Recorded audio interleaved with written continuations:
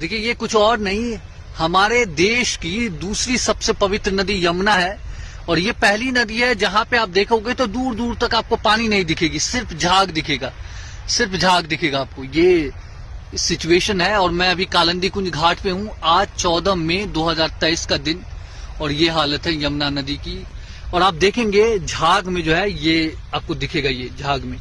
अब मैं इसको आपको दिखाता हूँ, ये देखिए, ये आप खींचेंगे तो ऐसा हो जाता है। ये देखिए, ये डाइंग इंडस्ट्री का वेस्ट है जिसको यमुना में खुलेआम डाला जा रहा है, किसी को कोई फर्क नहीं पड़ता। सरकारें वादे करती है, जनता को अपने काम से फुर्सत नहीं है।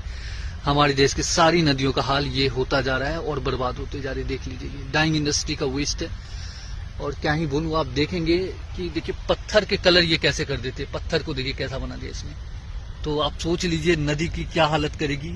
नदी तो अब बची नहीं, नाला हो चुकी है, नाले से भी बदतर कहें। नाले में भी इतनी केमिकल्स नहीं होती जितनी केमिकल यमुना नदी में है इस वक्त।